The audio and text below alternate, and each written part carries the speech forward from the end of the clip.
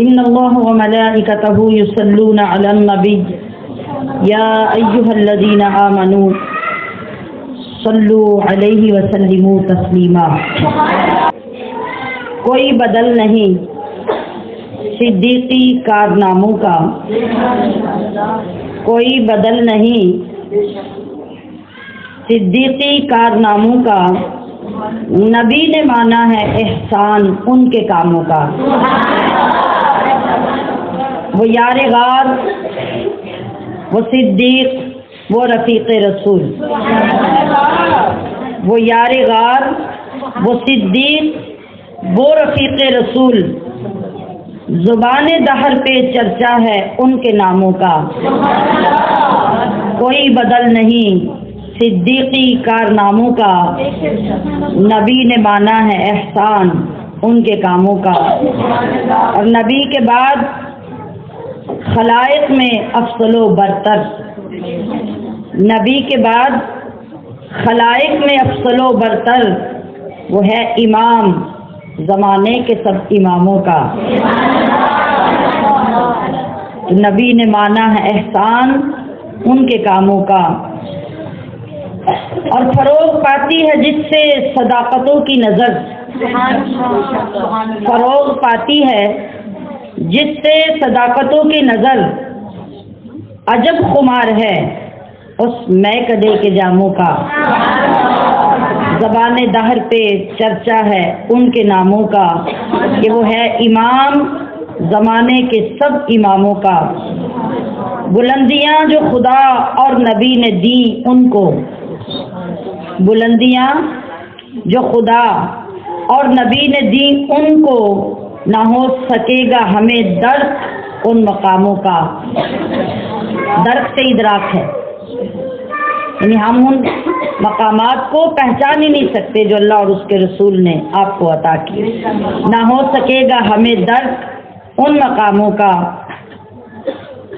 اور بہت سنبھل کے ہم اس ذات پر زباں کھولیں، بہت سنبھل کے ہم اس ذات پہ زباں کھولیں، معاملہ ہے یہ حد درجہ احتراموں کا۔ اللہ رب العزت نے اپنے محبوب صلی اللہ تعالی علیہ وسلم کو ہم گناہ گاروں کی جانب جو مبعوث کیا، تو اس دور میں اللہ پاک نے جو ساتھی اپنے محبوب کریم علیہ الصلاۃ والسلام کو عطا کیے، ان ساتھیوں کی ہی کوئی مثال کائنات میں نہیں ہے، تو پھر اس نبی کی مثال کون بیان کرے گا؟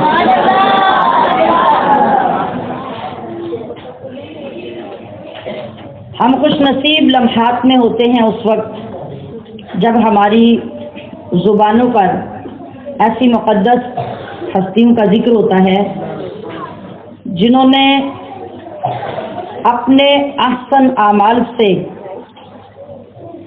جاویداں عمر حاصل کر لی ہوتی ہے، صدیاں بیت جائیں نہ ان کے چرچوں میں فرق پڑتا ہے، نہ ان کی پہچان اور معرفت میں فرق پڑتا ہے، نہ ان کے ذکر میں فرق پڑتا ہے۔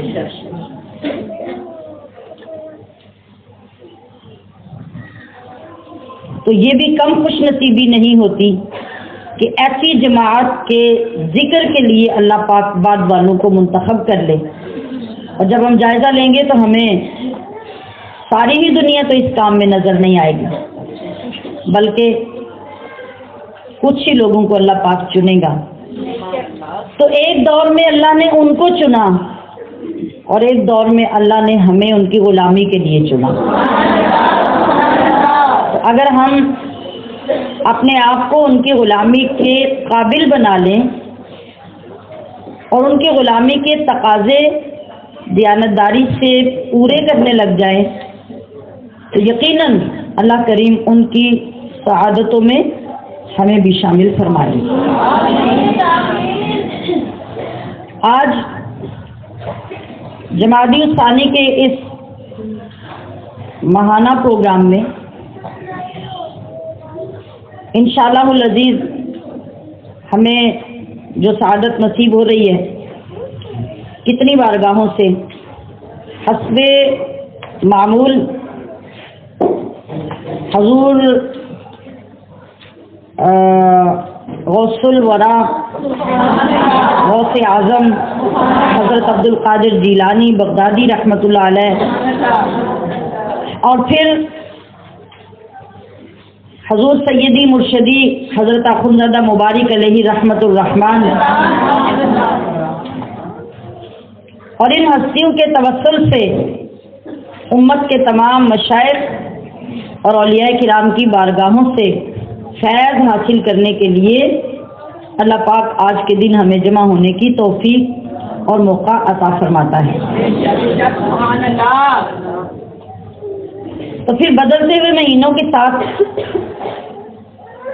تاریخ میں دہر میں مختلف واقعات جو پیش آتے ہیں اور جن مہینوں کے ساتھ بالخصوص جن ہستیوں کا تعلق ہوتا ہے، ہم ان اولیاء کرام کے توسل سے ان کی بارگاہ فیض میں بھی دامن پھیلا کے بیٹھ جاتے ہیں، اور اللہ رب العزت ان کی بارگاہوں سے بھی یقیناً فیض سے ہمارے دامن بھر دیتا ہے۔ لیکن یہ بات سمجھنا اور ذہن نشین رکھنا بہت ضروری ہے کہ دامن بھرے انہی کے جاتے ہیں جو دامن پھیلاتے ہیں۔ تو دامن پھیلائے گا نہیں تو بھرا کیسے جائے گا؟ کوئی پیالہ آگے نہیں کرے گا تو اس میں جام کیسے ڈالا جائے گا؟ اب ہمیں یہ جائزہ لینے کی ضرورت ہے کہ ہم اپنے دامن پھیلائے بیٹھے ہیں یا سمیٹے بیٹھے ہیں۔ ہمارے پیالے بھرنے کے لیے آگے موجود ہیں یا پھر ہم ان کو پشت پیچھے رکھ کے بیٹھے ہیں یا پھر لے کر ہی نہیں آئے؟ اللہ والوں کی مجلسوں میں بیٹھتے ہوئے ان چیزوں کا خیال رکھنا اشد ضروری ہوتا ہے۔ آج جس مہینے کی اس ماہانہ محفل میں ہم بیٹھے ہیں، اس میں ہمارے سامنے 2 3 4 چیزیں جمع ہو گئی۔ اتفاقاً آج 25 دسمبر ہے۔ 25 دسمبر کے حوالے سے ہم جانتے ہیں کہ ہمارے ہاں 2 طرح کے ایونٹ ہوتے ہیں۔ ہمارے ہاں جو عیسائی برادری ہیں وہ اپنا ایک ایونٹ جس کو وہ عید کہتے ہیں وہ بھی مناتے ہیں۔ کیا نام ہے اس کا؟ Christmas day. اسے بولنے میں کوئی شرم نہیں ہونی چاہیے کہ آپ کی آواز اس کے لیے نہ نکلے۔ کون سا ڈے ہے؟ ہمارے ہی بچوں میں کئی بچے دیہاتوں سے آنے والے ایسے ہوں گے جنہیں نہ اس نام کا پتہ ہوگا اور نہ آج کے دن کے اس ایونٹ کی کوئی خبر ہو، لہذا ان کو سننا بھی اور بولنا بھی ضروری ہے۔ اور مسلمانوں کے لیے آج کا دن کس اہمیت کا حامل ہے؟ قائد اعظم ڈے۔ قائد اعظم ڈے کس لحاظ سے؟ وفات کے لحاظ سے کہ پیدائش کے لحاظ سے؟ پیدائش کے لحاظ سے، یعنی 25 دسمبر کس سن میں آپ پیدا ہوئے؟ 1876 میں آپ کی ولادت ہوئی۔ قائد اعظم، قائد اعظم،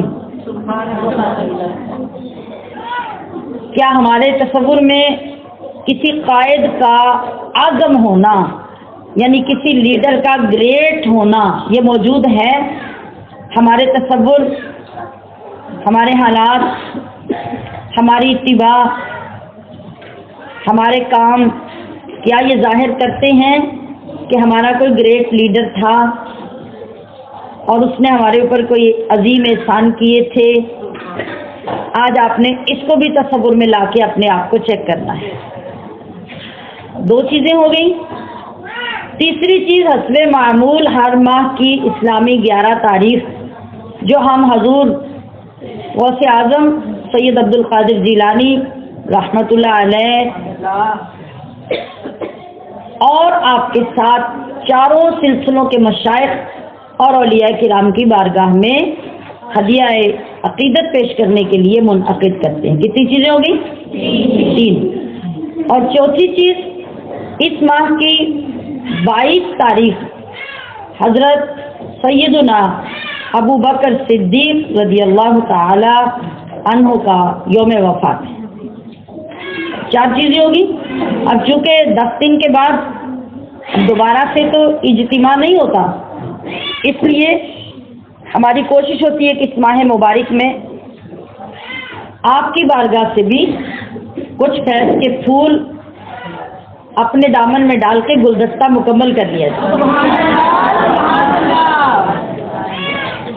اور ہمارے اوپر واجب بھی ہے کہ ہم آپ کی بارگاہ سے فیض طلب کریں۔ کیوں واجب ہے؟ کہ وہ سلسلہ نقش بندیہ کے سالار اعظم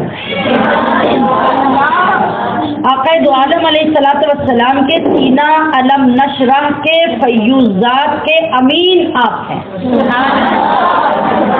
سب سے پہلے جس سینے میں میرے آقا نے یہ فیض کنڈیلا وہ سینہ ابو بکر ہے، جس سے آج تک پوری امت میں سلسلہ نقش بندیہ کا فیض تقسیم ہو رہا ہے۔ تو اس لحاظ سے ہماری یہ ذمہ داری بنتی ہے اور ہمارا حق بنتا ہے کہ ہم وہ وصول کریں، لیکن حق لینے کے لیے حق کا پتہ ہونا بھی ضروری ہوتا ہے۔ آپ کو پتہ ہی نہ ہو کہ میرے دادا جان نے زمین کہاں کہاں چھوڑی ہے، تو ساری زندگی تو لوگ اس سے فصلیں لیتے رہیں گے، لوگ جا کے مکان بھی بنا لیں گے، سارا سال اس سے فائدے بھی لیتے رہیں گے، اور آپ کو پتہ ہی نہیں ہوگا کہ میرے دادا کی یا میرے باپ کی وہاں زمین بھی ہے، تو آپ کیسے اپنا حق لے سکتے ہیں؟ حق لینے کے لیے پہلے پتہ ہونا ضروری ہے کہ میرے دادا جب دنیا سے گئے تو زمینیں کہاں کہاں چھوڑ کے گئے، کس کس بینک میں ان کے اکاؤنٹس تھے، تو کہاں کہاں سے لینے کے لیے ایفرٹ کی جا سکتی ہیں۔ تو یہ حق نقش بندیت اور حق فیض جو ہے، جب تک ہمیں اس کا علم نہیں ہوگا اس وقت تک ہم نہ اس کے لیے کوشش کریں گے اور نہ ہی ہم اس کو لے سکیں گے۔ تو عزیزات گرامی قدر، اب آپ دیکھیے کہ ایک وقت میں آج اگر ہم یہ 4 طرح کے پھول اکٹھے کرنے میں کامیاب ہو گئے تو کیسی خوشبو جمع ہوگی اور کتنی رونق آئے گی اور کتنا خزانہ ہمارے پاس آ سکتا ہے۔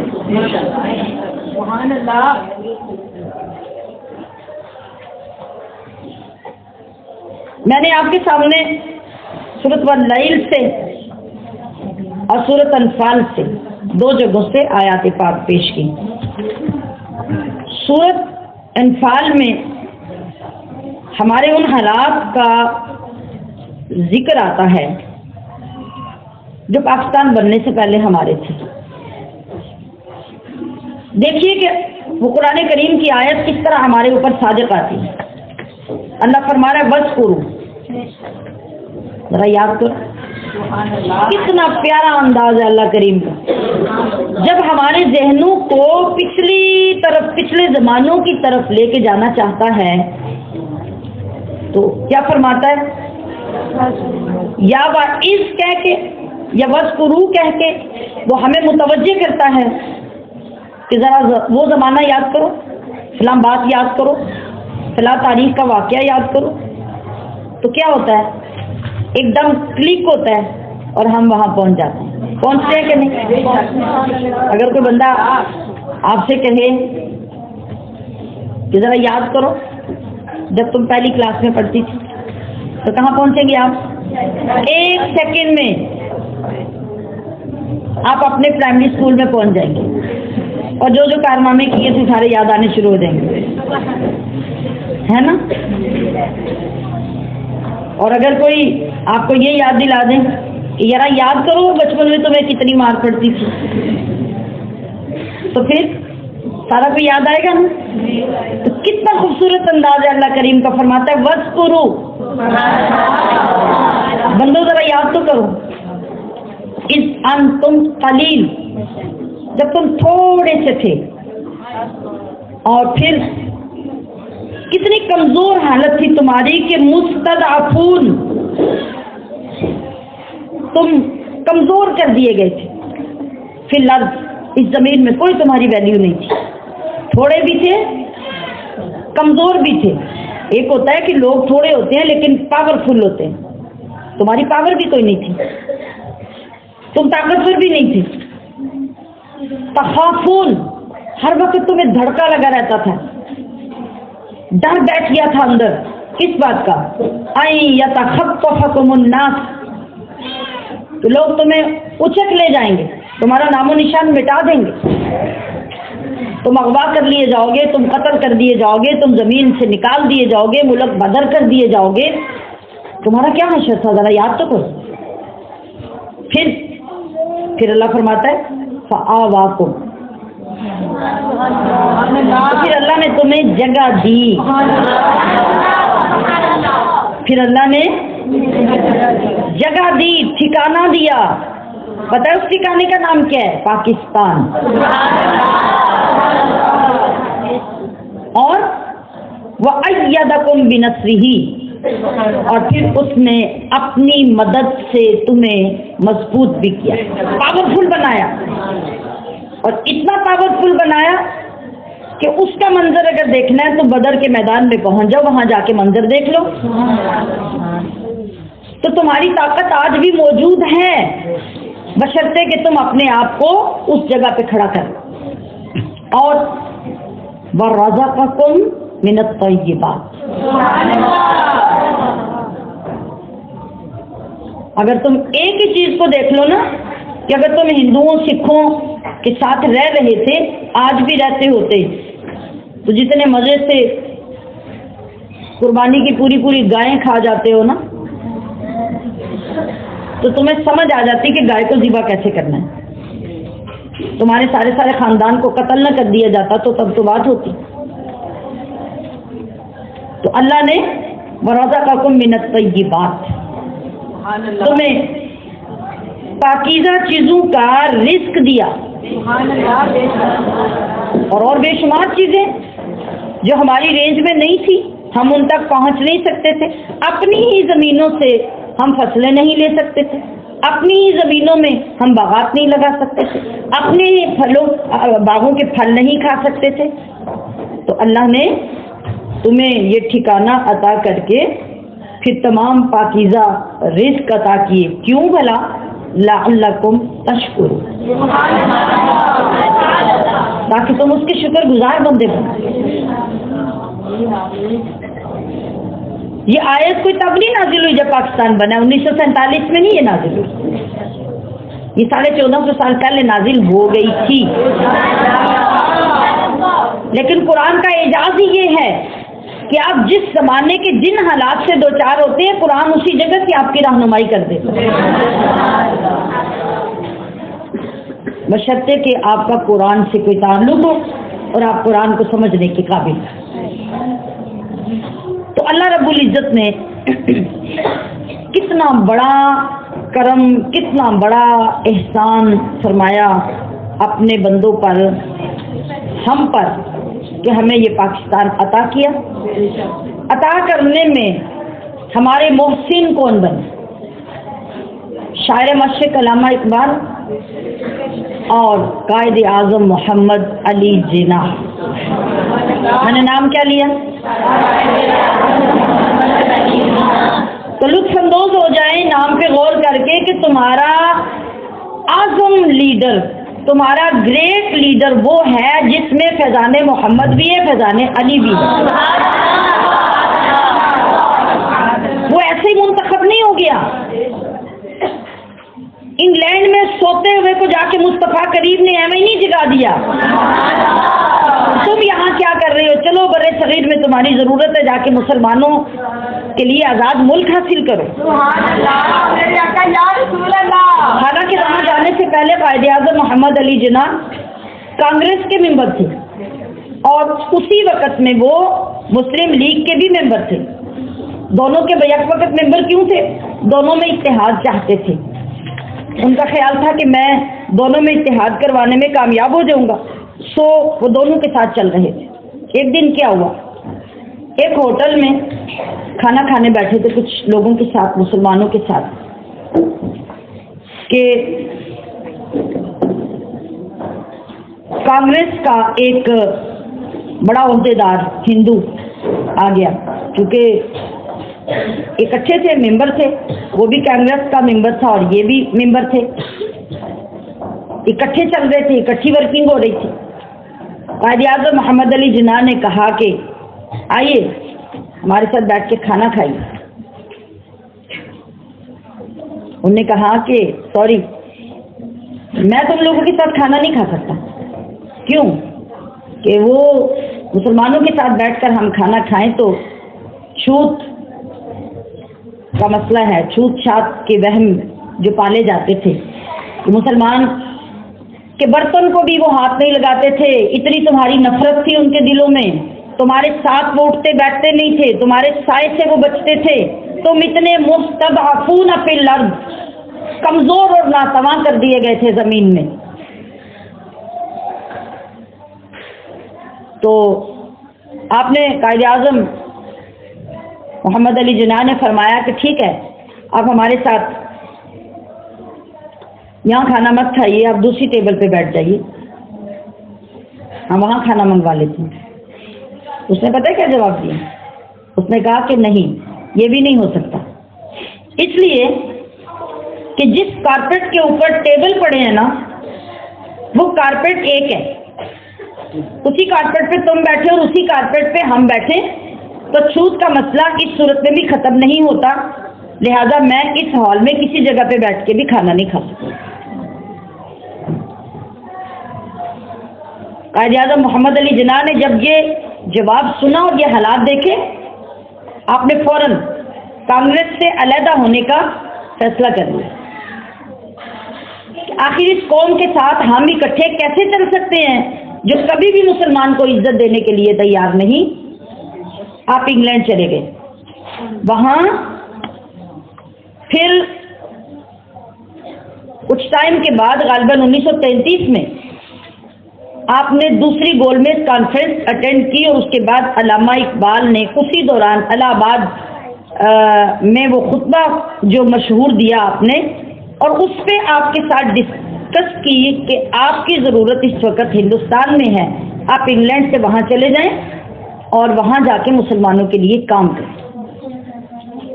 پھر اگلے سال سر لیاقت علی کی ملاقات آپ کے ساتھ ہوئی، انہوں نے بھی آپ کو موٹیویٹ کیا، اور اس سے اگلے سال پھر آپ انگلینڈ سے واپس آئے۔ بظاہر تو یہ صورت تھی، اور اندر کی صورت جو تھی وہ میں نے آپ کو بتا دی کہ وہ کیا تھی۔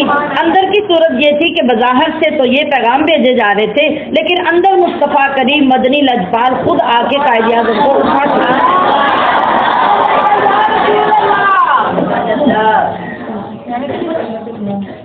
اب آپ دیکھیے کہ پھر آپ نے آ کے مسلم لیگ کو جوائن کیا اور مسلمانوں کے لیے کام کرنا شروع کیا۔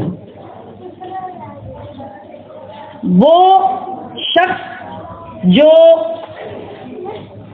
ایک سوچ دینے والے، وہ کون ہے؟ شاعر مشرق علامہ اقبال، اور اس کو عملی جامہ پہنانے والے قائد اعظم محمد علی جناح۔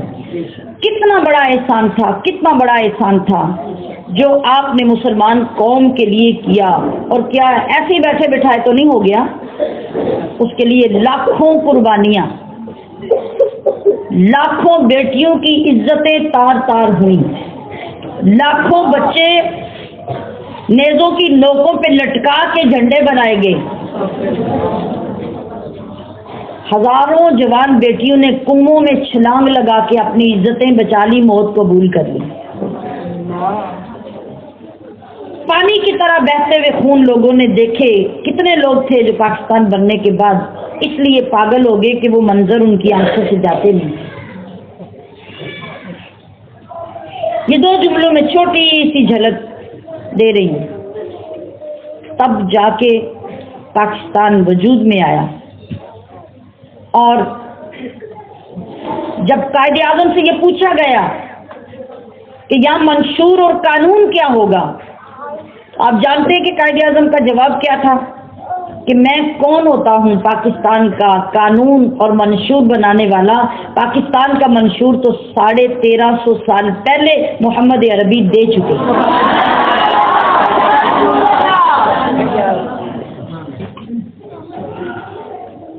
یہ عظیم سرزمین، یہ عظیم وطن ہمیں عطا ہوا اپنی پچھلی پشت سے پوچھیں جو لوگ آج زندہ ہیں یا وہ لوگ جنہوں نے ان لوگوں کی صحبت اختیار کی ہے جو اس وقت زندہ تھے، ان سے سنیں، اپنی کتابوں کو سنجیدگی سے پڑھیں۔ آج بدنصیبی یہ ہے کہ ہماری تاریخ ہی مسخ کی جا رہی ہے، اس کو تبدیل کیا جا رہا ہے، ان شخصیات کو متنازع بنایا جا رہا ہے، کریڈٹ کچھ اور لوگ لینے کے لیے سر اٹھا رہے ہیں۔ لیکن سمجھنے اور احساس کے لیے ان ساری باتوں سے ہٹ کر صرف اتنا کافی ہے کہ اگر نبی کریم صلی اللہ علیہ وسلم نے قائد اعظم جیسے شخص کو منتخب نہ کیا ہوتا اور آپ مسلمانوں کے لیے کھڑے نہ ہوتے، آج جس انداز میں اور جن آسانیوں سے اور جس آزادی سے ہم اپنے رب کی عبادت کرنے پہ قادر ہیں، اس کا کبھی تصور بھی نہ ہوتا۔ یہ الگ بات ہے کہ بدبختی ہماری اس عروج پہ ہے کہ ہم 5 نمازیں بھی پتہ نہیں پڑھ سکتے ہیں کہ نہیں۔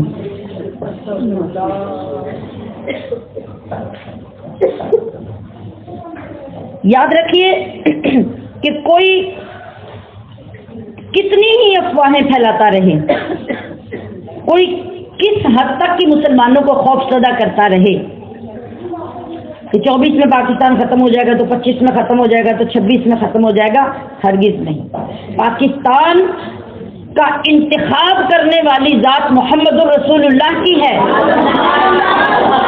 اور محمد الرسول اللہ کبھی اپنی مرضی سے کوئی کام نہیں کرتے، وہ وہی کرتے ہیں جو اللہ کرواتا ہے۔ تو جس سرزمین کو خود اللہ کریم قائم کروا رہا ہے وہ مٹنے کے لیے نہیں، وہ ختم ہونے کے لیے، فنا ہونے کے لیے نہیں بنی، بلکہ وہ ناقابل تسخیر ہے۔ یہ سرزمین کبھی فنا نہیں ہوگی، نہ یہاں سے دین ختم ہوگا۔ ہاں، ہر دور میں قربانیاں مطلوب رہیں گی جیسے مطلوب تھیں۔ جو قوم اپنے محسنین کو نہیں جانتی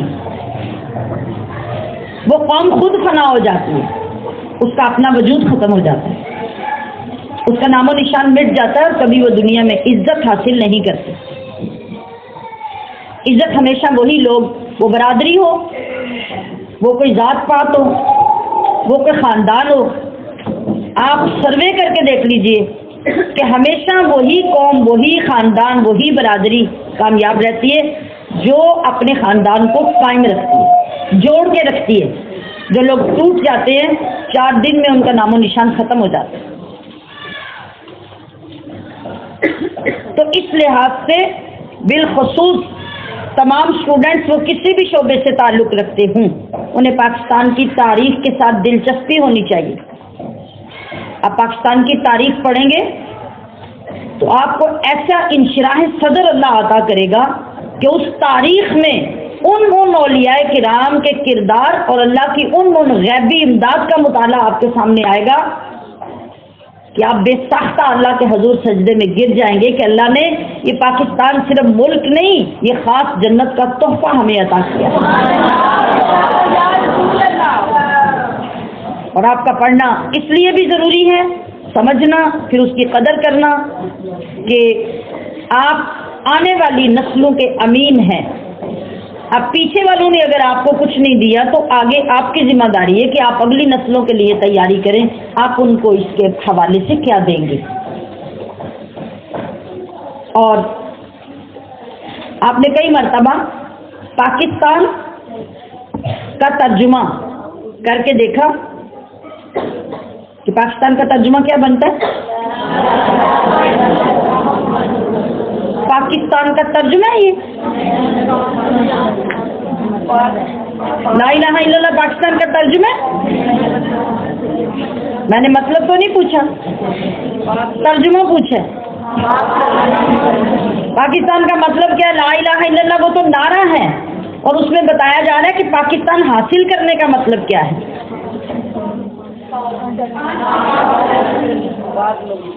پاک مقدس زمین، تو مدینہ طیبہ کا کیا معنی ہے؟ جی، تو پاکستان کو مصطفیٰ کریم نے مدینہ طیبہ کا پرتو بنایا ہے۔ ہم وہ خوش نصیب لوگ ہیں جن کو اللہ نے یہ سرزمین دی، تو اپنے محسنین کے دنوں کو اس شان سے، اس اہتمام سے یاد رکھنا، اس کو سمجھنا اور اس کی اویئرنیس اور اس کی اہمیت اپنی آنے والی نسلوں میں منتقل کرنا یہ اشد ضروری ہے، بلکہ یہ ہمارے ایمان کے لیے بھی ضروری ہے، ہماری شہریت کے لیے بھی ضروری ہے، اور اس کی بقا کے لیے بھی ضروری ہے۔ اور اس کے بعد 25 دسمبر کی دوسری نسبت جو ہمارے ملک میں زور و شور سے منائی جاتی ہے، وہ آپ نے کیا نام بتایا؟ سارے کیوں نہیں بولے؟ Christmas day. اس کا ہمارے دین کے ساتھ کیا تعلق ہے؟ اس کو میں نے اس لیے شامل کیا، یہ 2-4 جملوں میں اس کو ڈسکس کر کے میں آگے بڑھوں گی۔ ہمارے لوگ 25 دسمبر کو ڈبل مائنڈیڈ ہو جاتے ہیں۔ ہمارے ہاں جو عیسائی برادری بڑی تعداد میں پاکستان میں رہتی ہے، یہ ایونٹ انہوں نے اپنا بنا رکھا ہے۔ اب یہاں پہ بہت سارے لوگ کبھی کھانے کے حوالے سے سوال کرتے ہیں کہ کسی کے پڑوس میں، کسی کے محلے کالونی میں وہ رہتے ہیں، وہ ہمیں کھانا دے تو ہم کھا سکتے ہیں، ہم ان کو مبارکباد دے سکتے ہیں، ہم ان کو تحفہ دے سکتے ہیں کہ نہیں؟ سوال ہے کہ نہیں؟ یہ ہے نا۔ اور پھر یہ کہ کرسمس ڈے کی حیثیت کیا ہے؟ کیا 25 دسمبر حضرت عیسیٰ علیہ السلام کی ولادت کا دن ہے بھی کہ نہیں؟ ان ساری باتوں کے بارے میں کوئی حتمی دلیلیں نہیں ہیں، ٹھیک ہے؟ میں ابھی کوئی اس کے بائبل کے یا انجیل کے کوئی حوالے آپ کو دوں گی تو وہ آپ کے اس لیے فائدے میں نہیں ہوں گے کہ آپ کو ان کتابوں سے کوئی غرض نہ پڑھنے سے اور نہ آپ کے پاس دستیاب ہے۔ آپ کے سمجھ اور عمل کرنے کے لیے اتنی بات کافی ہے کہ کرسمس ڈے نہ تو نبی کریم صلی اللہ علیہ وسلم کے زمانے میں تھا، نہ آپ سے پہلے، نہ آپ کے بعد کافی عرصے تک۔ اگر یہ ڈے واقعی حضرت عیسیٰ علیہ السلام کا تھا تو آپ 600 سال پہلے حضور صلی اللہ علیہ وسلم سے دنیا میں تھے، 600 سال پہلے آپ دنیا سے تشریف لے گئے تھے۔ اس دور میں وہ جو بیچ والے 600 سال تھے، اس دور میں نبی علیہ السلام کی اپنی ظاہری موجودگی میں، پھر صحابہ اکرام کے دور میں، پھر تابعین، تبع تابعین کے دور میں کہیں کرسمس ڈے یا حضرت عیسیٰ علیہ السلام کی ولادت کے دن کا کوئی نام و نشان نہیں ملتا، حتیٰ کہ تاریخ اور ان کی اپنی کتابیں اس بات کی گواہ ہیں کہ کوئی اتھینٹک ڈیٹ، کوئی حتمی ڈیٹ حضرت عیسیٰ علیہ السلام کی ولادت کی کسی کو معلوم ہی نہیں۔ اور در پردہ کرسمس ڈے میں وہ جس عقیدے کا اظہار کرتے ہیں اور جس کو وہ پروموٹ کرنا چاہ رہے ہیں اور کر رہے ہیں، وہ سراسر باطل عقیدہ، یعنی 3 خداؤں کا یا 3 خداؤں میں سے ایک خدا کا جو عقیدہ ہے، کیا مسلمان کو زیب دیتا ہے کہ اس کی تائید کرے یا جو پروموٹ کرنے والی قوم ہے اس کو جا کے مبارکباد پیش کرے یا اس کو تحائف دے؟ نہیں۔ ہاں، ہمیں جو گنجائش شریعت اسلامیہ سے ملتی ہے نا، وہ یہ ملتی ہے کہ اگر کوئی ایسا کام، کوئی ایسا طریقہ، کوئی ایسا بیہیویئر جس سے آپ کو لگے کہ آگے چل کر یہ لوگ جو ہمارے ہی ماحول کے اندر رہتے ہیں یہ ہمارے اس بیہیویئر یا حسن سلوک سے متاثر ہو کر اسلام میں داخل ہو جائیں گے، اپنا سرمایہ ضائع کیے بغیر اور اپنا وقت ضائع کیے بغیر، اپنا نقصان کیے بغیر آپ وہ طریقہ اختیار کر سکتے ہیں جس سے آپ اس میں کامیاب ہو جائیں کہ وہ لوگ اسلام کی طرف مائل ہو جائیں اور اسلام کی حقانیت کو قبول کریں۔ وہ کوئی بھی بد مذہب ہو، وہ مرزائی ہو، وہ عیسائی ہو، وہ یہودی ہو، یا کوئی اور بد مذہب عقیدے سے تعلق رکھنے والا ہو، تو آپ ایسے بندے کے ساتھ اس طرح کا تعلق استوار کر سکتے ہیں، مطلب اس کے ساتھ اٹھنا بیٹھنا، اس کے ساتھ اس نے سلوک کرنا، اس کی غم گساری کرنا اور وقتاً فوقتاً حق اور باطل کے متعلق گفتگو کرنا۔ اگر آپ کے پاس علم ہے، یہ ہر ایرا غیرہ یہ کام نہیں کر سکتا۔ جس کو اپنی نماز کے احکام کا نہیں پتا، وہ کہے کہ میں اس لیے عیسائیوں سے دوستی رکھتا ہوں کہ میں ان کو مسلمان کر لوں، اور پہلے خود تو مسلمان ہو لیں۔ آپ کیسے کسی کو مسلمان کر سکتے ہیں؟ کسی کے مسلمان کرنے کا یہ مطلب ہے کہ پہلے آپ مضبوط مسلمان ہیں، آپ کو اپنے مسائل، اپنے عقائد، اپنی عبادات کے متعلق پوری گریپ حاصل ہے تو آپ یہ کام کریں، ورنہ اس کو کسی عالم دین کے سپورٹ کریں گے۔ آپ نہ اپنا وقت برباد کریں گے اور نہ اپنے عقیدے کو برباد کریں گے۔ کہیں ایسا نہ ہو کہ آپ کسی کو ٹھیک کرتے کرتے اپنا ہی بیڑا غرق کر لیں۔ تو شریعت اس کی اجازت ہر ایک کو نہیں دیتی۔ ہاں، اسکول میں، کالج میں ہمارے بچے اکٹھے پڑھتے ہیں اور ان کے بچے پڑھتے ہیں، محلوں میں، علاقوں میں رہنا سہنا ہوتا ہے، تو ان سے اچھے طریقے سے بات چیت کرنا، آتے جاتے ملنا، ان کا حال احوال پوچھنا، اس سے شریعت آپ کو منع نہیں کرتی۔ یا جس کسی کام سے اختلاف اور فساد پیدا ہوتا ہو، شریعت اس کی بھی آپ کو اجازت نہیں دیتی کہ کھلے عام آپ ایسی دشمنی کریں جس سے جینا ان کا بھی اور آپ کا بھی مشکل ہو جائے۔ حکمت عملی سے آپ اچھے کردار کے ساتھ ان کے ساتھ آپ اٹھ بیٹھ سکتے ہیں، بات چیت ضرورت کے وقت کر سکتے ہیں، لیکن کرسمس پہ باقاعدہ ان کو تحائف دینا یا باقاعدہ طور پہ ان کو مبارکباد دینا یا پوسٹ بنا کے شیئر کرنا اجتماعی طور پہ مسیحی برادری کو ان کی عید مبارک ہو یا ان کو کرسمس ڈے مبارک ہو یا فلاں فلاں، یہ سب چیزیں حرام ہیں، ان کی اجازت شریعت میں نہیں ہے۔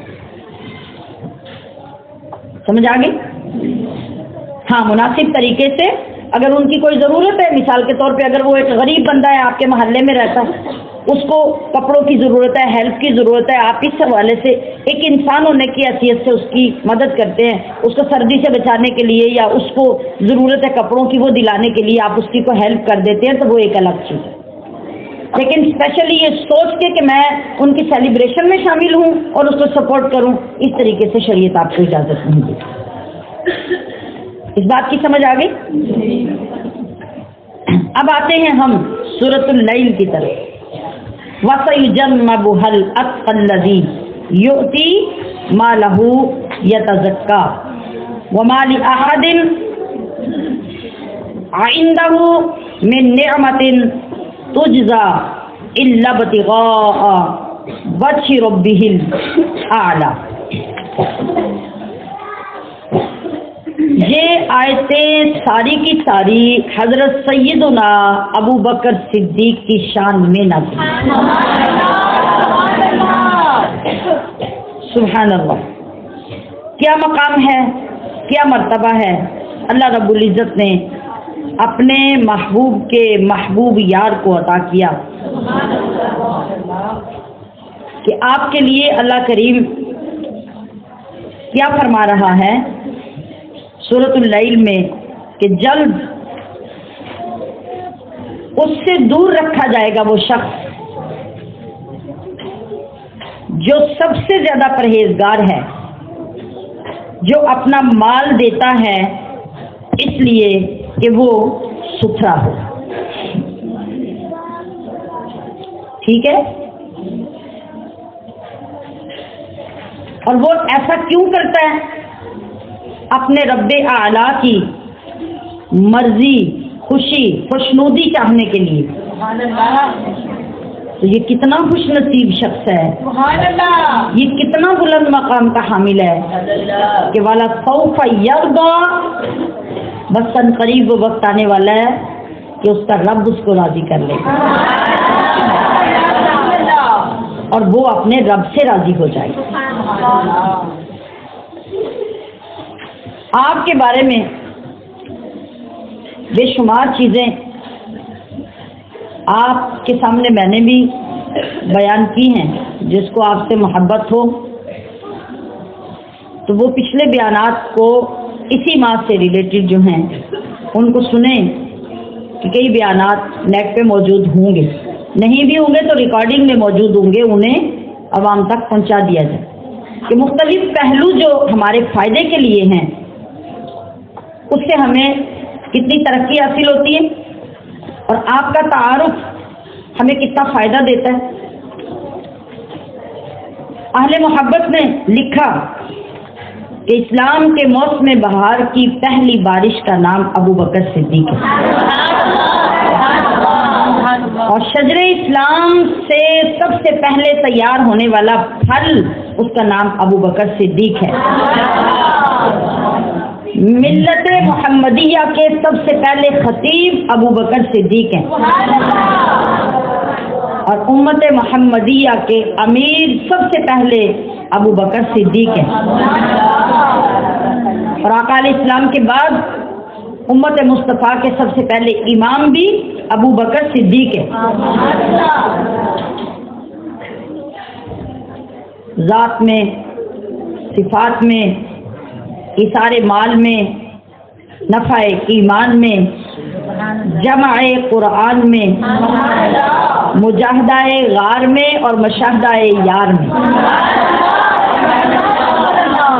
کوئی آپ کا ہم مثل نہیں، ہم پلہ نہیں۔ اللہ اکبر۔ اور پھر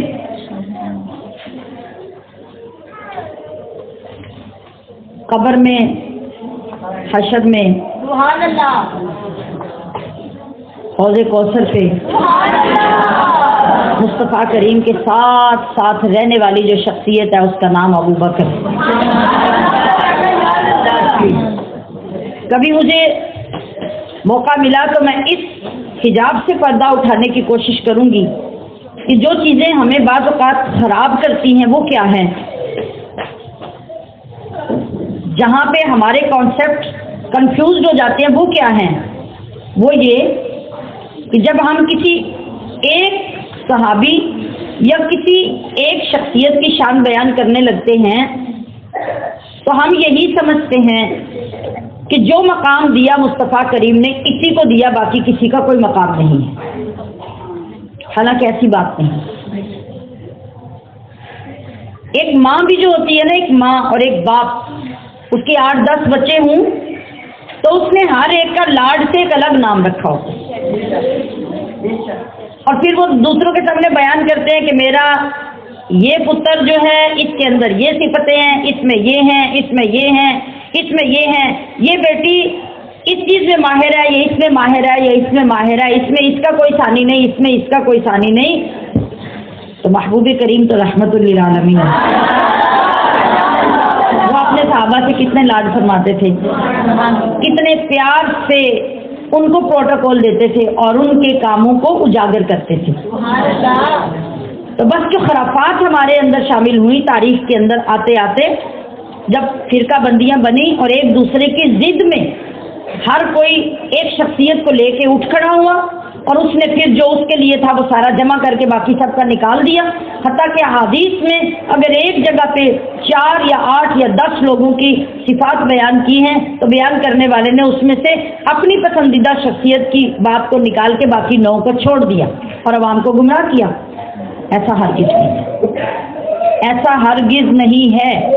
ہر صحابی کی اپنی شان، الگ انفرادیت، اور اس کو جو مقام، جو ٹائٹل نبی کریم صلی اللہ علیہ وسلم نے دیا وہ کہیں گم نہیں ہوا۔ ہماری بدنصیبی بس اتنی ہے کہ ہم نہ مطالعہ کرتے ہیں نہ خود احادیث کو پڑھتے ہیں، بلکہ میں ان طالبات کو بھی دعوت فکر دوں گی جو خاص طور پہ دورہ حدیث میں یہ کہتی ہیں کہ اب ہم نے اتنے سال پڑھ لیے تو اب ہم خود پڑھ لیں گے۔ یہ سب سے بڑا نقصان ہے۔ آپ ان ناموں کا پس منظر، ان کی بیک گراؤنڈ تک نہیں جانتے جو نام احادیث میں صحابہ کرام کے آتے ہیں، جب تک کوئی وہ شیخ الحدیث آپ کو نہیں پڑھاتا جس نے خود کسی شیخ الحدیث سے پڑھا نہیں۔ تو آپ صرف عبارت غلط سلط پڑھ کے دورہ حدیث مکمل کر لیتے ہیں، اور آپ کو پڑھنے کے باوجود بھی ان شخصیات کے بارے میں اور عقائد عالم علیہ السلام کے مزاج اقدس کے بارے میں کچھ علم نہیں ہوتا۔ تو یہاں آ کے ایک بہت بڑی رسپانسبلٹی بنتی ہے کہ ہم اگر کچھ پڑھ رہے ہیں تو ہمیں اس بارے میں پتہ ہو کہ ہم کیا پڑھ رہے ہیں۔ یہ کوئی ایسی معمولی چیزیں نہیں ہیں۔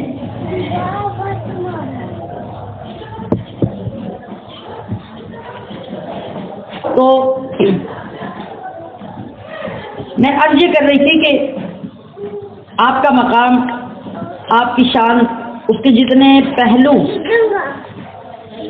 گننا شروع کر دیں وہ ختم ہونے کا نام نہیں لیں گے، لیکن ہم نے آج جو چند چیزیں سمجھنی ہے نا، 2-3 چیزیں سمجھاؤں گی صرف، آپ کو ڈائریکشن دوں گی، آپ کا رخ اس طرف لانے کی کوشش کروں گی۔ بالعموم تمام نقش بندیہ سلسلے والوں کے لیے اور بالخصوص آج جو لوگ ان اسباق کی طرف بڑھے ہیں، جنہوں نے اس سفر کا آغاز کیا ہے، وہ آج سے اس بات کو سنیے کہ ہمارا جو اس کا ٹائٹل بھی ہوگا وہ کیا ہوگا کہ کائنات میں مصطفیٰ جیسا کوئی پیر نہیں اور ابو بکر جیسا کوئی مرید نہیں۔ یہ تعریف کس نے کی؟ یہ اس ذات نے تعریف کی جو اسلام کی ہر صدی میں اتھارٹی ہے۔ وہ کون ہے؟ امام احمد رضا بریلوی رحمۃ اللہ علیہ۔ آپ سے کسی نے آ کر یہ کہا کہ حضور حضرت ابو بکر صدیق کی شان ایک جملے میں بیان کریں، آپ نے کہا سنو، اور یہی جملہ فرمایا جو بھی میں نے آپ کے سامنے رکھا۔ ہاں، ایک جملے میں ابو بکر صدیق کی شان یہ ہے کہ مصطفیٰ جیسا کائنات میں پیر نہیں اور ابو بکر جیسا کوئی مرید نہیں۔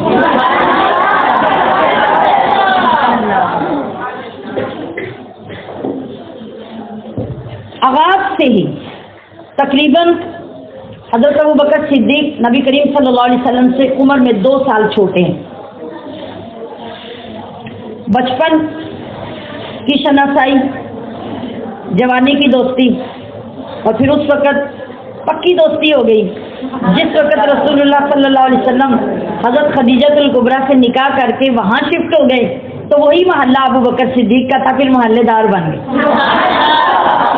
ذرا تصور میں لائیے، ابو بکر حضور کے محلے میں رہتے ہیں، حضور کے جگری یار ہیں، بچپن اکٹھا، جوانی اکٹھی، کتنی دوستی، کتنی محبت ہے، کتنا اعتماد ہے، کتنا عشق ہے۔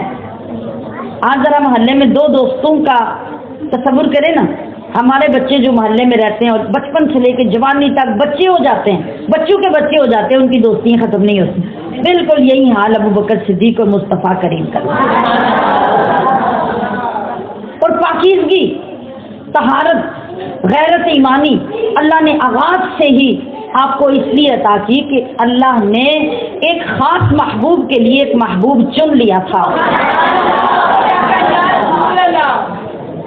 چھوٹے سے تھے نا، چھوٹے سے مطلب ہوش حواس ذرا سنبھالے، بات چیت کی سمجھ آنے لگی، تو باپ کس کا باپ؟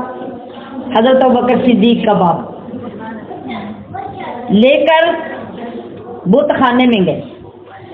ظاہری بات ہے، ہمارے بچے 7 سال کے ہوتے ہیں تو اللہ کیا فرماتا ہے، اللہ کے رسول کیا فرماتے ہیں کہ باپ انگلی پکڑ کے بچے کو مسجد لے جائے تاکہ ابھی سے اس کو عبادت کی عادت پڑے۔ اب وہ بھی تو ان کی عبادت تھی نا، وہ تربیت کرنے لگے تھے ابو بکر صدیق کی، تو انگلی پکڑی اور بت خانے میں چھوڑا ہے۔ خود چھوڑ کے کہیں آگے پیچھے چلے گئے، بچہ یہاں رہے گا، مانوس ہوگا، کھیلے گا، دیکھے گا، کچھ کرے گا۔ تو جب وہ چھوڑ کے چلے گئے نا، بت کے سامنے جا کے اس بچپن میں ابو بکر صدیق کھڑے ہوئے تو کہا تو میرا معبود ہے، تو مجھے بھوک لگی ہے، پھر مجھے کھانا کھلا۔ بت خاموش ہے۔ آپ فرماتے ہیں کہ تو کیا کھانا کھلائے گا، تو بولتا بھی نہیں۔ پھر کہتے ہیں میرے پاس کپڑے نہیں ہیں، مجھے کپڑے دلا۔ بت کیا بولے گا؟ پھر اسے لاجواب کرتے ہیں، کہتے ہیں مجھے پیاس لگی ہے، مجھے پانی پلا، تو میرا معبود ہے۔ وہ کہاں بولے گا؟ بت بولے گا؟ آپ نے پتھر لے کے نا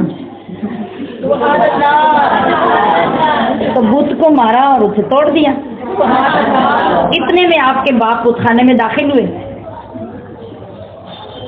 کہا یہ کیا ہو رہا ہے؟ کہنے لگے ہوا ما ترا، ابا جی وہی ہو رہا ہے جو آپ کو نظر آ رہا ہے، یہ وہی ہو رہا ہے جو آپ کو دکھ رہا ہے۔ اب دیکھیں نا کہ ایک سردار اور قوم کا اور بیٹا اس کا جا کے یہ کارنامہ کرے عبادت گاہ میں، تو کتنی بڑی سبکی کی اور بدنامی کی بات ہے۔ غصے سے بیٹے کو لے کے آئے گھر میں، آپ کی والدہ سے کہا کہ یہ دیکھو، باپوں کا یہی کام ہوتا ہے نا کہ سارا غصہ ماؤں پہ آ کے نکالتے، بچہ جو مرضی کرے اپنا قصور نہیں مانتے، وہ کہتے ہیں تیرے پتر سے کام ہے۔ اس وقت یہ بھول جاتے کہ یہ میرا بھی پتر ہے۔ طلاق دینی ہو تو پھر جا کے مقدمے کر کے کہتے ہیں اولاد میری بیوی سے تو نہیں لڑ سکتی۔ یہ دوگلا طریقہ ہمارے معاشرے میں ہمیشہ سے چلا ہے۔ تو کہا کہ دیکھو تمہارے بیٹے نے کیا کیا بتا دیا۔ آپ کی والدہ نے کہا کہ آپ اسے چھوڑیں، آپ اس کو چھوڑ دیں، اس کو اس کے حال پہ چھوڑ دیں، یہ اس طرف نہیں جائے گا اور نہ ہی یہ کام کرے گا جو آپ کروانا چاہتے ہیں۔ کہا وہ کیوں؟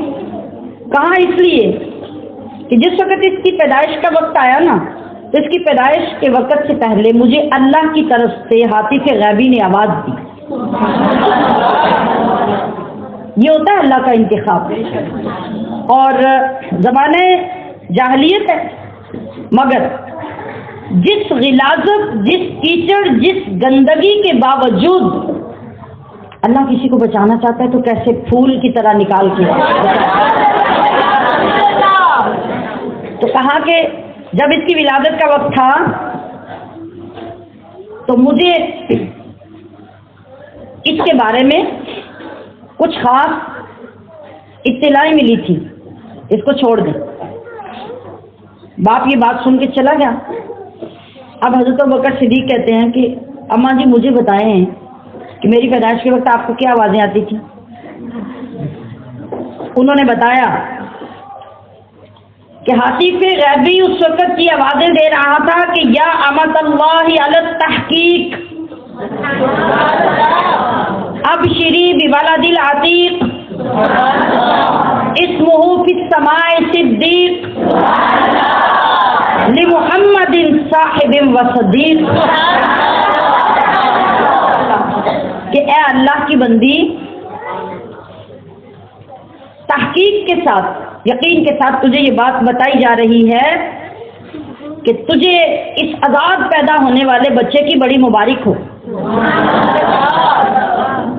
یہ ایسا بچہ ہے کہ آسمانوں میں اس کا نام صدیق ہے،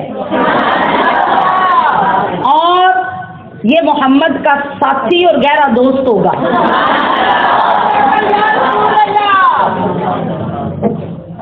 یہ آپ کی ولادت کے وقت آپ کی ماں اپنے کانوں سے سن رہی ہے۔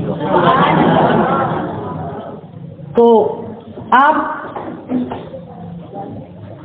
جب بڑے ہوتے ہیں، تعلق تو حضور نبی علیہ السلام سے دوستی کا بڑھتا جاتا ہے، محبت دن بدن بڑھ رہی ہے، مضبوط ہو رہی ہے۔ تو آپ کی صداقت، آپ علیہ السلام کی وہ مریدی جو پہلے دن سے آپ قبول کر چکے تھے اور اللہ نے کروا رکھی تھی، اس کی بلندیوں کا عالم اور اس کی صداقت اور اخلاص کا عالم کیا تھا، جو میں نے کہا کہ ہر مرید کے لیے اس کو سمجھنا ضروری ہے۔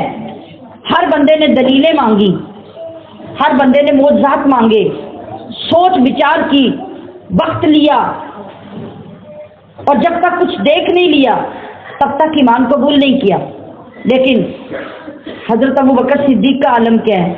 ابھی نو عمری ہے، بالکل چڑھتی جوانی ہے، تو تجارت کا سفر کرتے ہیں اور راستے میں جا کے کہیں رکتے ہیں۔ بحیرہ یا بحیرہ راہب دونوں طرح یہ لفظ بولا جاتا ہے، آپ نے اس کے نام بڑی کتابوں میں سن رکھے، پڑھ بھی رکھے۔ اس کی عبادت گاہ کے قریب جا کے جب رکتے ہیں، اس سے ملاقات ہوتی ہے، تو وہ آپ سے تعارف پوچھتا ہے۔ آپ بتاتے ہیں کہ میں مکہ سے آیا ہوں، اپنا تعارف کرواتے ہیں، نام بتاتے ہیں۔ کہا کہ اگر واقعی، بحیرہ راہب نے کہا کہ اگر واقعی تم یہی شخص ہو نا، تو تمہاری علامات یہ بتا رہی ہیں کہ بہت جلد تم نبی آخر الزمان کے مصاحب اور قریبی ساتھی اور صحابی بنو گے۔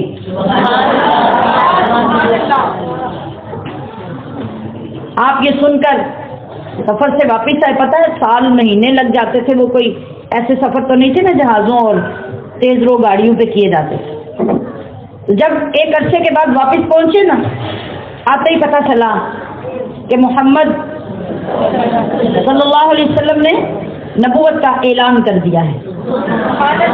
تو بحیرہ راہب کی پیشین گوئی سچ ثابت ہو گئی۔ پہلی بات اس نے کہہ کے بھیجا تھا کہ تم سب سے پہلے ایمان لاؤ گے اور ان کے قریبی ساتھیوں میں بنو گے۔ اب آپ نے بحیرہ راہب کی بات کو بھی سچ سمجھنے کے لیے اور اپنی مزید تسلی کے لیے نبی علیہ الصلوۃ والسلام کی بارگاہ میں آ کے عرض کیا کہ میں نے سنا آپ نے نبوت کا اعلان کر دیا۔ سبحان اللہ۔ آپ نے فرمایا کہ ہاں۔ تو کہنے لگے کہ کیا دلیل ہے، کیا دلیل ہے اس بات کی کہ آپ اللہ کے نبی ہیں؟ آپ علیہ الصلوۃ والسلام نے چشمان مبارک اٹھا کے ابو بکر کے چہرے کو دیکھا تو کہا میری نبوت کی دلیل تمہارا وہ خواب ہے اور وہ بشارت ہے جو بحیرہ راہب سے لے کر آئے ہو۔ کون بتا گیا اللہ کے محبوب کو آ کے؟ اور آپ اسی وقت قدموں میں گرے، دست مبارک کو بوسہ دیا، کلمہ شہادت پڑھ کے باقاعدہ آپ کی مریدی میں آ گئے، اور پھر آپ کی محبتوں، اطاعتوں، اخلاص، فرما برداریوں اور جان کی قربانی، مال کی قربانی، عزت کی قربانی، خاندان کی قربانی کا عالم یہ تھا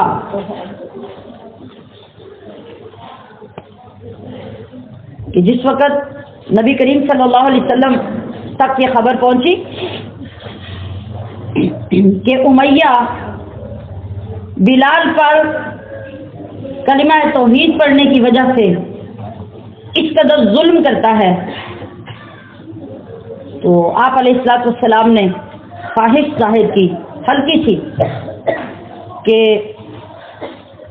بلال کو اس سے خرید لینا چاہیے۔ بڑے بڑے مالدار اور بھی تو تھے صحابہ، اور بھی تو لوگ تھے۔ ابو بکر صدیق وہاں سے سیدھے اٹھے، جا کے امیہ سے کہا کہ بلال کو میرے ہاتھ پہ بیچ دو۔ کہا کیا کرو گے تم؟ نہ یہ لکھ سکتا ہے، نہ یہ پڑھ سکتا ہے، ایک بے عقل، بے شکل، بیکار غلام ہے، تو تم اس کو کیا کرو گے اور اس کی قیمت کیا لگاؤ گے؟ کہا کہ میرے پاس گورا چٹا، خوبصورت، عقل مند، پڑھا لکھا ایسا غلام ہے جو ایک قسم کا میرا اسسٹنٹ ہے، میرے آڈٹ، میرے حساب کتاب سارے وہ کرتا ہے، میرے بعد میرا سارا کاروبار میرا وہ غلام سنبھالتا ہے، بلال کے بدلے وہ مجھ سے لے لو، بلال مجھے دے دو۔ کہا اگر میں اس غلام کے ساتھ 10,000 دینار بھی تم سے مانگو اس کی قیمت میں، تو ابو بکر صدیق نے کہا کہ کوئی مسئلہ نہیں، تم وہ بھی لے لو۔ کہا ابو بکر تمہارا دماغ ٹھیک ہے؟ تم اتنے بڑے کاروباری آدمی ہو، بزنس مین ہو، تو تم سودا کیسے کر رہے ہو؟ اتنا قیمتی غلام اس بیکار غلام کے بدلے دے کر بھی میرے مانگنے پر تم 10,000 دینار کو چھوٹی سی رقم ہے، یعنی 10,000 سونے کے سکے بوریاں بھری ہوئی، وہ تم مجھے اس کے بدلے میں دینے کے لیے تیار ہو؟ کیا ہے اس بلال میں؟ کہا تمہیں کیا پتا، تمہیں کیا پتا، مجھے بھی نہیں پتا کہ اس بلال میں کیا ہے، میں تو یہ جانتا ہوں کہ میرے محبوب کی یہ خواہش ہے کہ بلال کو خرید لیا جائے، تو اس کے بدلے مجھے گروی رکھ لے تب بھی میں لینے کے لیے تیار ہوں۔ یہ ارادت ہے، یہ ہے ایک سچے مرید کا کام، اور بارگیننگ کرنا، سودا کرنا، کمی بیشی کروانا، یہ تو سنت ہے نا، نبی علیہ السلام نے، شریعت نے ہمیں اس کی اجازت دی ہے نا۔ لیکن نہیں، اگر ابو بکر صدیق کی اپنی بات ہوتی تو وہ بارگیننگ بھی کرتے، وہ سودا بھی کرتے، کمی بیشی بھی کرواتے۔ اب بات تو ہے ان کے مرشد اعظم کی، بات ہے محبوب خدا احمد مجتبیٰ کی، آپ کی خواہش اور آپ کے ایک ہلکے سے اشارے کی۔ اب ابو بکر صدیق کی محبت یہ بھی گوارا نہیں کرتی کہ جو چیز محبوب کے لیے خریدنی ہے میں اس کی قیمت کم کروا کے خریدوں۔ آپ نے کہا جو تو مانگے گا میں وہ سب دینے کو تیار ہوں۔ بلال کو خرید لیا۔ پھر آ جائیے مدینہ منورہ میں، جب آقا دو عالم علیہ الصلوۃ والسلام مدینہ میں تشریف لاتے ہیں تو اظہار ہوتا ہے کہ سہل اور سہیل، وہ دونوں جو یتیم لڑکے ہیں، ان کی جگہ بطور ڈونیشن نہ لی جائے، اس کو خریدا جائے۔ سیرت کی کوئی کتاب، حدیث کی کوئی کتاب آپ اٹھا کے دیکھ لیں، وہاں ایک ہی بات آپ کو ملے گی کہ ابو بکر صدیق نے جا کے وہ زمین خرید لی، لیکن یہ بات آپ کو کہیں نہیں ملے گی کہ آپ نے سودا کیسے کیا اور اس میں کمی بیشی کیسے کروائی اور قیمت کتنی دی۔ جو قیمت انہوں نے لگائی، لوگوں نے جو لگائی بغیر کمی بیشی کے، صرف اس لیے اسی وقت ادا کر کے زمین خرید کے آقا کے قدموں میں پیش کر دی۔ یہ میرے محبوب کی خواہش ہے، یہاں سودے بازی نہیں ہوگی۔ صلح حدیبیہ کے بارے میں آپ نے پڑھا؟ نہیں پڑھا تو پڑھیے۔ 6 ہجری میں جب نبی علیہ الصلوۃ والسلام صحابہ کرام کے ساتھ مدینہ سے احرام باندھ کر تشریف لاتے ہیں، اس ارادے کے ساتھ کہ عمرہ کریں گے، کعبے کا طواف ہوگا، کعبے کی زیارت ہوگی، وہاں حاضری ہوگی، اور قربانیوں کے جانور بھی ساتھ لے کر آتے ہیں۔ حدیبیہ کے مقام پہ جب آپ رک جاتے ہیں اور کفار مکہ آگے جانے کی اجازت نہیں دیتے، پھر ان کے وفد آتے ہیں، مذاکرات ہوتے ہیں، شرائط طے ہوتی ہیں، تو بظاہر مصطفیٰ کریم وہ شرائط ساری مان لیتے ہیں جو مسلمانوں کے خلاف جا رہی ہیں، آپ مان لیتے ہیں۔ اب یہاں کمپیریزن کریے گا، ایک طرف علی المرتضیٰ ہیں، پھر عمر فاروق ہے، پھر حضرت ابوبکر صدیق ہے۔ جب شرائط طے ہو گئی تو حضرت عمر فاروق تو جلالی آدمی تھے، نبی علیہ السلام نے فرمایا کہ میری امت کے تمام لوگوں میں میری امت پہ سب سے زیادہ رحم کرنے والے ابو بکر ہیں۔ اور میری امت میں اللہ کے احکام میں سختی کرنے والے سب سے زیادہ مضبوطی کرنے والے عمر ہیں. وہ اپنے مزاج سے چلتے ہیں یا اپنے مزاج سے چلتے ہیں. یہ نہیں ہے کہ وہاں اخلاص میں کمی ہے، انداز ہو رہا ہے، یہاں انداز ہو رہا ہے. اب جب معاہدہ لکھا گیا، نبی علیہ الصلوۃ والسلام نے، میں نے پہلے بھی ایک اور اینگل سے کئی بار ذکر کیا کہ صحابہ کرام بڑے دکھی ہو گئے کہ ہم تو آئے تھے عمرہ کرنے، اور بات ہوئی تھی، نبی علیہ الصلوۃ والسلام نے فرمایا تھا ہم عمرہ کریں گے، کعبے کا طواف ہوگا، مگر یہ کیا ہو رہا ہے؟ جو جو کافر کہتے جا رہے ہیں حضور اس پہ دستخط کرتے جا رہے ہیں. کیوں؟ جو بندہ زیادہ جوش والا اور تیز مزاج والا ہوتا ہے نا، اس کو تو سنبھالنا بڑا مشکل ہو جاتا ہے. اب یہ فرمایا، نبی علیہ الصلوۃ والسلام نے یہ سارا معاہدہ مکمل کرنے کے بعد صحابہ سے ارشاد فرمایا کہ سب لوگ اپنے بال حلق کروا لیں اور احرام اتار دیں، قربانیاں کر دیں. ہم اس سال عمرہ نہیں کریں گے، اگلے سال، یا یہ کہا کہ دوبارہ آئیں گے پھر عمرہ کریں گے. معاہدہ یہی ہوا تھا کہ اگلے سال آ کے سب عمرہ کریں گے، اس سال کوئی آگے نہیں جائے گا. اب جب نبی علیہ الصلوۃ والسلام یہ فرما کے اندر چلے گئے، صحابہ اکرام نے یہ بات سن لی. اب یہاں سارے صحابہ موجود ہیں، کوئی بندہ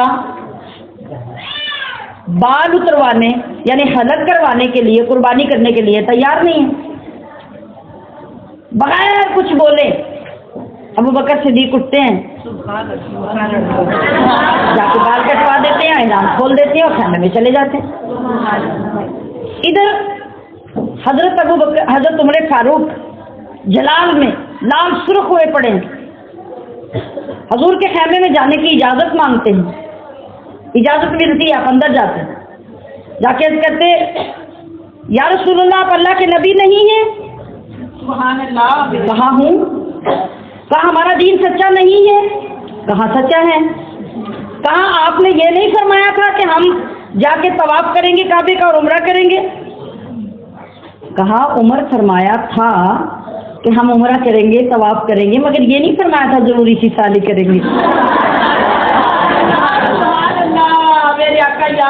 کہا جب دین سچا ہے، آپ اللہ کے سچے رسول ہیں اور ہم اپنے دین کے شعار کے لیے آئے ہیں، تو پھر ہم ان لوگوں سے مرعوب ہو کر کیوں احرام اتاریں، کیوں قربانیاں کریں، کیوں حلق کروائیں؟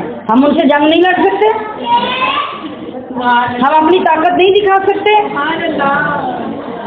آپ علیہ الصلوۃ والسلام نے انتہائی تحمل سے جواب دیا کہ عمر، میں اللہ کا رسول بھی ہوں، دین بھی سچا ہے، جو میں نے کہا تھا وہ بھی سچ کہا تھا، لیکن تمہارا نبی ہر وہ بات کہتا ہے جو اس کا رب اسے کہتا ہے،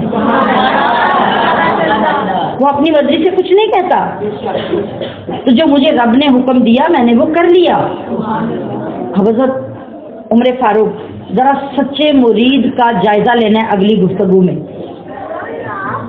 عمر فاروق کا غصہ ٹھنڈا نہیں ہوتا، وہاں سے نکلتے ہیں سیدھے ابو بکر کے خیمے میں. اچھا اگلا منظر دیکھیے، ادھر ابھی تو وہ پیچ و تاب کھا رہے ہیں عمر فاروق، اور ایک وقت وہ یاد رکھنا ہے جب عمر فاروق اور ابو بکر صدیق غزوہ تبوک کے لیے نکلے تھے اور یہ وعدہ کر کے نکلے تھے ہر مرتبہ ابو بکر مجھ سے آگے نکل جاتے ہیں، آج تو میں نے وہ کام کرنا ہے کہ ابو بکر سے آگے نکل جائے، اور آدھا آدھا سامان سارا کر کے آدھا گھر چھوڑا ہے اور آدھا لے آئے. اور جب ابو بکر صدیق آئے تھے تو پھر کیا منظر تھا؟ پھر یہ منظر یہ تھا کہ کہا ابو بکر یہ تم نے کیا حلیہ بنا رکھا ہے؟ کہا یا رسول اللہ جو کچھ تھا سب آپ کے قدموں میں لے آیا ہوں. تو آپ نے فرمایا ابو بکر ذرا پیچھے دیکھو، جبریل بھی تمہارے حلیے میں آ کے کھڑے ہیں. وہ منظر بھی یاد رکھنا ہے. تو آج کیا ہوا؟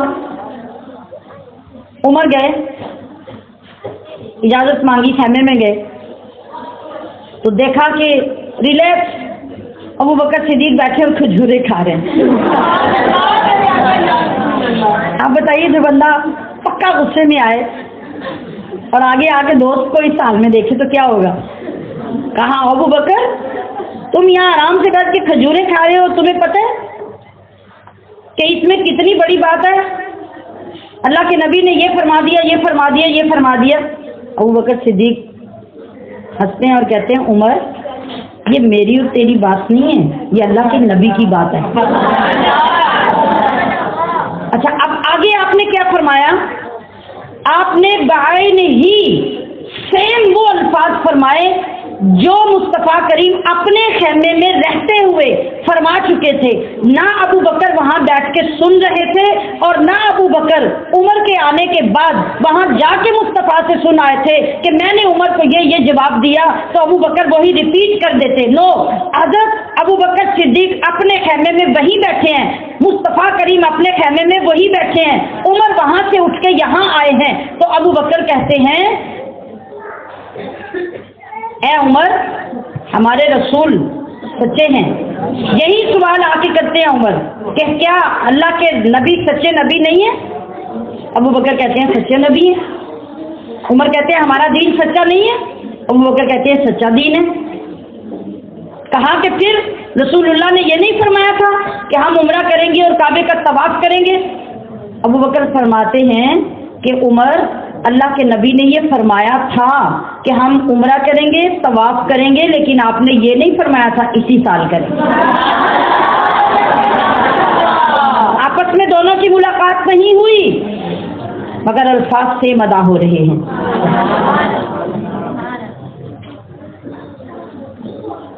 یہ کیا ہے؟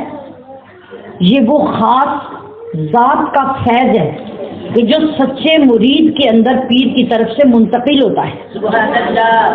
وہ ہزاروں لاکھوں میل کے فاصلے پہ بیٹھا ہوگا مگر مرشد کے مزاج کو سمجھتا ہوگا اور اتنا اس کے اندر اتر چکا ہوگا، اتنا مستغرق ہو چکا ہوگا، اتنا ضم کر چکا ہوگا اپنی ذات کو کہ اس کی زبان سے بھی جب الفاظ نکلیں گے تو وہی نکلیں گے جو اس کے مرشد کی زبان سے.